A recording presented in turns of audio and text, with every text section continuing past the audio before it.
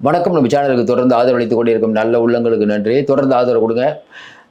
அடுத்து அதாவது முருகன் மாநாட்டுடைய மாபெரும் வெற்றியை தொடர்ந்து நமக்கு என்னென்னா, முருகன் மாநாடு மாபெரும் வெற்றியா?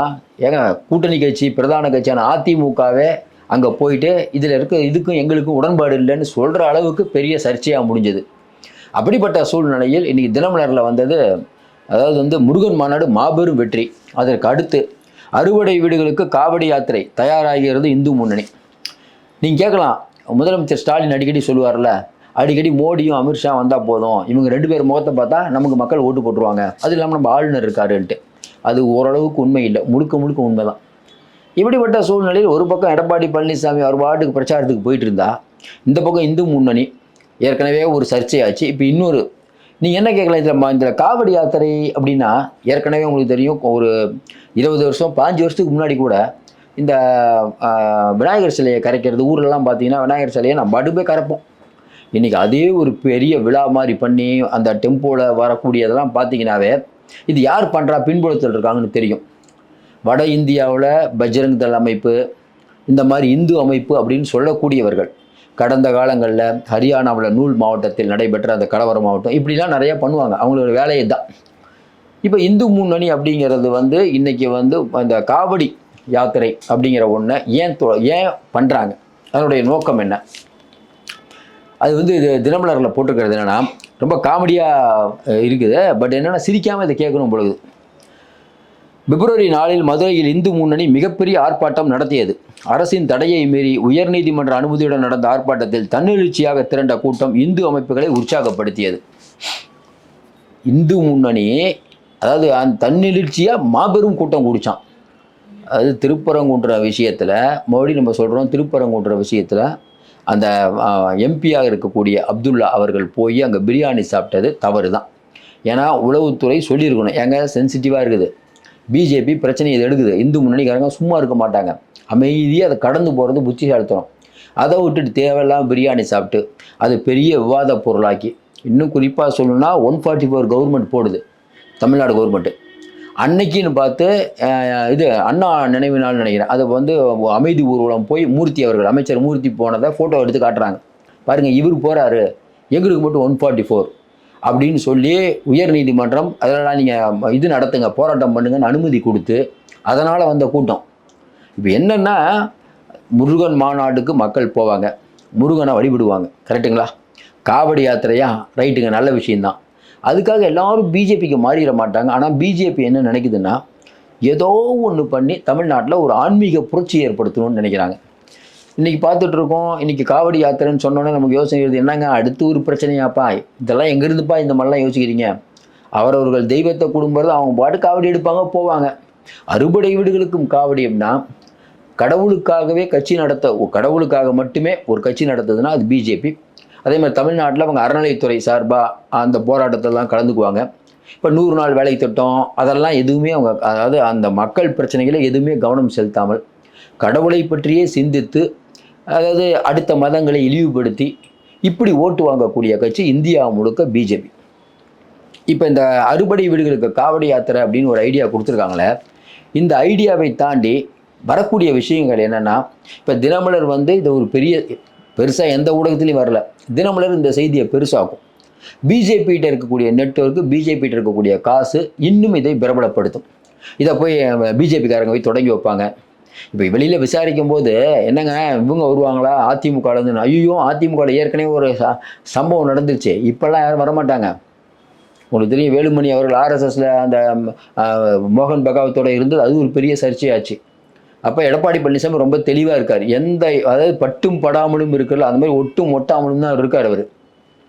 அப்போ இந்த யாத்திரை மூலமாக கிடைக்கக்கூடிய பலன் என்ன? இன்றைக்கி இந்து முன்னணி அப்படிங்கிறது என்ன? ராமகோபாலன் காலத்துலேருந்து இப்போ வரைக்கும் உங்களுக்கு தெரியும், இந்து முன்னணி தலைவருடைய பையன் பேசினது, இந்து முன்னணி தலைவரே பேசுகிறது, அர்ஜுன் சம்பத் பேசுகிறதெல்லாம் பார்த்தீங்கன்னா அவங்க பையனை இப்போ கூட சிறையில் அடித்தாங்க. ரொம்ப ஆபாசமாக, ரொம்ப மோசமான பேச்சு.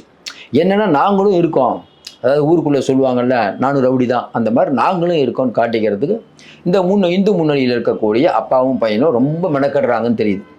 பிஜேபி வேணான்னு சொன்னால் கூட இவங்களே வாலண்டியராக போய் அந்த யாத்திரை இந்த யாத்திரை உடனே தினமலர் மாதிரி இப்போ அவங்க பத்திரிக்கை தானே, அந்த தினமலர் பத்திரிக்கை அதை வந்து பெரிய அளவுக்கு கொண்டாடி கொண்டிருக்கிறது. மறுபடியும் சொல்கிறோம், இன்றைக்கி திமுகவை விமர்சிப்பதற்கு 1000 விஷயம் இருக்கும்போது இந்த மாதிரி காவடி யாத்திரை, வேல் யாத்திரை இதெல்லாம் இவங்க சொல்கிறதுக்கான காரணம் என்ன? நம்ம திமுக வந்து இன்றைக்கி வந்து திராவிட மாடல் அரசு வந்து பிஜேபிக்கு வந்து எதிராக இருக்குது, இந்த பிஜேபி கொள்கைகளுக்கு எதிராக இருக்கிறது அப்படின்னு நம்ம பேசிகிட்டு இருந்தாலும் நிதர்சனமான உண்மை என்னங்க? இப்போ அதிமுக திமுக இந்த 2 கட்சிகளும் மதச்சார்பற்ற கட்சிகள், நமக்கு மாற்று கருத்தே இல்லை. ஆனால் கடந்த காலங்களில் பார்த்தா 2 கட்சியும் பிஜேபியோட கூட்டணி வைக்குது. அதனால் இந்த கட்சியை நம்ம குறை சொன்னால் இந்த கட்சியும் குறை சொல்லணும், நியாயமான பேச்சு. ஆனால் என்ன சிக்கல் வருதுன்னா, இப்போ கலைஞர் காலத்தில் இருந்த திமுக இப்போ இருக்கா? ஏன்னா இவர்களே வந்து வேலை கையில் தூக்குறாங்க. நமக்கு தெரிஞ்சு கனிமொழி அவர்களும் தூக்கலை, ஸ்டாலின் அவர்களும் உதயநிதி அவர்களும் தூக்குறாங்க. அதை தாண்டி பார்த்தீங்கன்னா இவர்கள் வந்து நாங்கள் வந்து இந்துக்களுக்கு எதிரி இல்லை அப்படின்னு நிரூபிப்பதற்கு ரொம்ப சிரமப்படுறாங்க. அதை நிரூபிக்க வேண்டிய கட்டாயமே இல்லைங்க. ஏன்னா இன்றைக்கி வந்து பெரும்பாலான இந்துக்கள் ஓட்டு போட்டு தாங்க திமுக வருது. இந்து என்றால் திருடன் அப்படின்னு சொல்லிட்டு இன்றைக்கி கலைஞர் அவர்கள் வந்து ஜெயிக்கலையா? எல்லாத்தையும் தாண்டி இப்போ சபரீசன் ரொம்ப குஷி. என்ன, ஏற்கனவே பெண் நிறுவனம் தமிழ்நாடு ஃபுல்லாக பண்ணதில் பிஜேபியோட எதிர்ப்பு அப்படிங்கிறது வந்து நம்ம பண்ணுறதை விட பிஜேபி ஏதாவது பண்ணி மாட்டிக்கணும். இப்போ இந்த மாதிரி வந்து முருகன் மாநாடு நடத்தி மாநாடுக்கு போனவங்களாம் என்ன சொல்கிறாங்க? சும்மா பேசிக்கிட்டே இருக்காங்க. இப்போ அறுபடை இந்த முருகனை பார்த்துட்டு கும்பிட்டுட்டு வரணும்னு போனாங்க. அவங்கள அங்கே உட்கார வச்சு ஒரு வீடியோ காட்டி, இப்போ 2வது இந்த மாதிரி மாநாடு நடத்துகிற மக்கள் போவாங்களா? தமிழ்நாட்டு மக்கள் கடவுள்னு கூப்பிட்டிங்கன்னா போவாங்க. அங்கே போய் நீங்கள் கொள்கையெல்லாம் பேசினா, இங்கே தந்தை பெரியாரை அவருடைய கொள்கை எது எடுத்துக்கணும் எது எடுத்துக்க வேணாங்கிறது இங்கே இருக்கக்கூடிய மக்களுக்கு தெரியும். இப்போ அடுத்த 7:30 திமுக ஒரே சந்தோஷம், பரவாயில்லப்பா நம்ம அமைதியாக இருந்தால் கூட இவங்க நம்மளை மெட்டீரியல், இப்போ இந்த காவடி யாத்திரை இருக்குல்ல இவங்க நடத்துவாங்க, அது ஒரு பஞ்சாயத்தாகும். இப்போ திமுகவை பற்றி நீங்கள் பேசும்போது இப்போ மின் கட்டண உயர்வு பல விஷயங்களை பற்றி பேசணும். ஆனால் நடக்கிற விஷயம் என்ன பாருங்கள், அண்ணாமலை வந்து கூட்டணி ஆட்சின்னு சொல்லிட்டாரு, அமித்ஷா கூட்டணி ஆட்சின்னு சொல்லிட்டாரு. அப்போ உங்களுடைய விஷயம் டைவெர்ட் ஆகுது பாருங்கள். ரொம்ப சீரியஸாக போயிட்டுருக்கும், திருபுவனம் வழக்கு ரொம்ப சீரியஸாக போயிட்டுருக்குது. திடீர்னு அண்ணாமலை அங்கே போய் என்ன சொல்கிறாரு? அதுவும் டிஆர் பாலு இவர் மேலே போட்ட கேஸ், அங்கே போயிட்டு திமுக மோசம், திமுக நிறைய ஊழல் பண்ணுது இப்படி தானே பேசணும். ஆனால் அண்ணாமலை இப்போ என்ன பேசுகிறாரு? இல்லைங்க அதெல்லாம் வந்து அமித்ஷா சொல்லிட்டாருங்க, அது வந்து கூட்டணி ஆட்சி தாங்க. அப்போ எந்த இடத்துக்கு போய் அண்ணாமலை எதை பேசுகிறாரு? அப்போ அண்ணாமலையோட நோக்கம் என்ன? ஒரு பக்கம் அண்ணாமலை எடப்பாடி ஜெயிக்கவே கூடாதுன்னு நினைக்கிறார், இன்னொரு பக்கம் காவடி யாத்திரைலாம் பண்ணி நாங்கள் டெவலப் பண்ணுறோன்னு இந்து முன்னணி நினைக்குது. ஆனால் என்ன நிதர்சனமான உண்மை, இதெல்லாம் பண்ணி தமிழ்நாட்டில் ஓட்டு கிடைக்கும்னு நினைக்கிறீங்க? முருகன் மாநாடு அப்படி நடத்தி ஏதாவது ஓட்டு கிடைக்கும்? இருக்கிற 10 ஓட்டு போகும். அதையும் தாண்டி இப்போ நம்ம என்ன சிக்கல்னா, திமுக ஆதரவாகவும் பேச முடியல. ஏன்? திமுகவும் முருகன் மாநாடு நடத்துதே, அரசாங்கமே முருகன் மாநாடு நடத்துதே, எல்லாத்தோடைய வரி பணத்தில் தான் கவர்மெண்ட் இயங்குது. ஜெயலலிதாம்மா பக்தியில் ஊர்னவங்க, யாகம்லாம் பண்ணுறோம், அவங்க முருகன் மாநாடு ஏதோ விநாயகர் மாநாடு ஏதோ நடத்துனாங்களா? கொஞ்சம் யோசனை பாருங்கள். கலைஞர் நடத்த மாட்டார். அப்போ இன்றைக்கி திராவிட இயக்கத்தை நாங்கள் தான் தாங்கி பிடிக்கிறோம், திராவிட மாடல்னு சொல்லி கொண்டிருக்கக்கூடிய ஒரு அரசு பண்ணக்கூடிய பல தவறுகள்னால இன்றைக்கி வந்து பிஜேபி உயிர் தெழுது. வேற என்ன அவ்வளோதான், அதில் தான் நமக்கு கோவம் வருது. எடப்பாடி பிஜேபியை வளர்க்கலை, நீங்கள் தான் பெருசாக வளர்க்குறீங்க. எடப்பாடி கடந்த காலத்தில் சில தவறுகள் பண்ணியிருக்காரு, நீங்கள் ரொம்ப பெரிய தப்பு பண்ணுறீங்க. எடப்பாடியை முதல்ல விமர்சிக்கிறதுக்கு உங்களுக்கு என்ன தார்மீக உரிமை இருக்கிறது?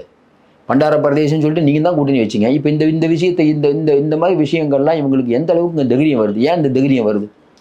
திருப்பரங்குன்ற விஷயத்தை நீங்கள் தப்பாக கையாண்டதுனால வந்த வேணை தொடர்ந்து சொல்லிட்டு இருக்கோம். இந்த மாதிரி அதையும் தாண்டி இன்னொன்று, வட மாநிலங்களில் ஜூலை ஆகஸ்ட் மாதங்களில் பல லட்சக்கணக்கான பக்தர்கள் ஹரித்துவார், கேத்ரநாத், வாரணாசி, பிரியாகை போன்ற புனித தலங்களுக்கு கன்வார் யாத்திரை எனப்படும் காவடி யாத்திரை மேற்கொண்டு வருகின்றனர்.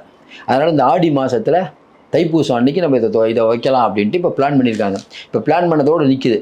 இதற்கு வந்து ஏன்னா பிளான் பண்ண உடனே பிஜேபி என்ன பண்ண போகிறாங்கன்னு தெரில. ஏன்னா எடப்பாடி பழனிசாமி கிட்ட இப்போ நயினார் நாகேந்திரன் அவர் என்ன சொல்கிறாரு அதை கேட்குறாரு.